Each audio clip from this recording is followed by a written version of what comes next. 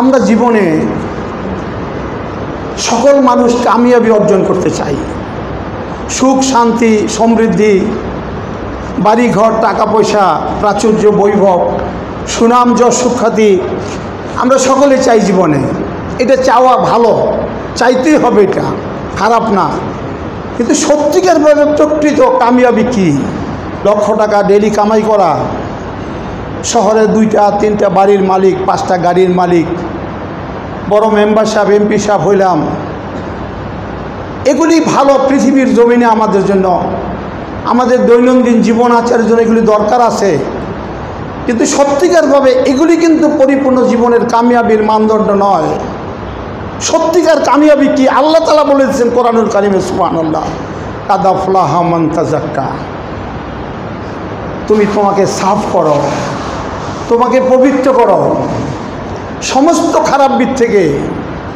খেসেরা সাফিকুন আজ আওসাফিকুন তাববিনি জাতে পাকে সাফিকুন বিনি আন্দার দিল উলুমে আম্বিয়া বে কেতাব বেমুইদ উস্তাদ। তুমি তোমাকে সাফ করো, পবিত্র করো, নিষ্কলুষ করো সমস্ত গান্দিগির থেকে।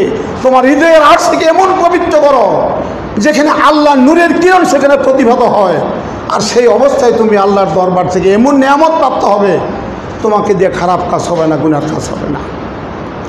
জালালউদ্দিন রুমি বলছেন, ইলাহি মোরা আজমন বেশুই তা আজ পস খোদ বরগাজিন।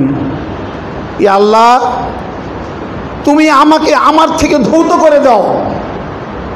আমার যে আমিত্ব, আমি যে আমি বলতেছি, আচ্ছা এটা আমার হাত, এটা তো আমি না।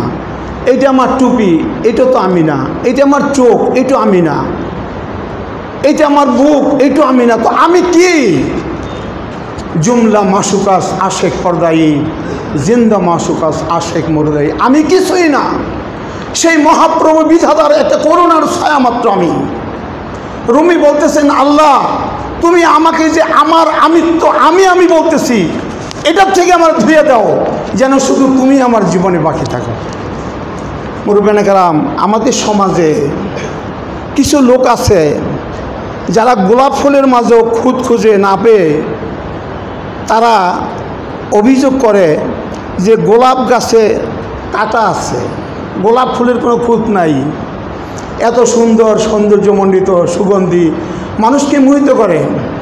কিন্তু এর মধ্যে কিছু লোক আছে যারা গোলাপ ফুলের মধ্যে খুঁত তালাশ করে। মিয়া সাহেব, আমরা মহান জীবন লাভ করেছি মানব সন্তান হিসেবে পৃথিবীতে, এত বড় নিয়ামতের অধিকারী আমরা। সত্যিকার যদি সেই মানব সুলভ গুণাবলীর অধিকারী না হয়ে আমার জীবনকে সুন্দরভাবে চালিত করতে না পারি, তাহলে আমার জীবন ব্যর্থ। এবং আল্লাহর যে মনসা, ওমা খালাকতুল জিন্না ওয়াল ইনসা ইল্লা লিয়াবুদুন, এটা সম্পূর্ণভাবে বিপর্যত হবে।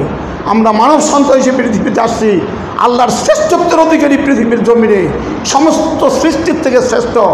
আমরা যদি আমাকে সেই মনিবের ইচ্ছা মতন যদি সেইভাবে তৈরি না করতে পারি, আল্লাহর হাবিব আমাদের রসুলের জীবন আদর্শকে যদি প্রতি ক্ষেত্রে, প্রতি কাজে আমাদের জীবনে যদি আমরা পালন করতে না পারি, আমাদের জীবনের কোনো কামিয়াবি আসবে না।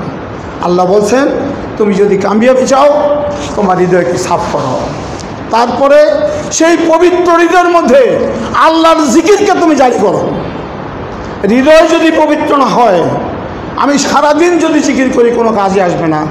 জিকির আগে শর্ত হলে ইমানদার হতে হবে। আর ইমানদার হতে পারলে আপনার হৃদয় পরিষ্কার হবে।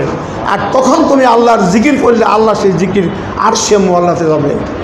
তারপরে তুমি নামাজের অবস্থায় বান্দা হিসাবে সর্বশ্রেষ্ঠত্বের অধিকারী আল্লাহর কাছে বিনয়াবন্ত হয়ে সেজদার মধ্যে চোখের পানি দিয়ে আল্লাহর কাছে তুমি জিকির করো। এটা হলো পরিপূর্ণ জীবনের কামিয়াবি।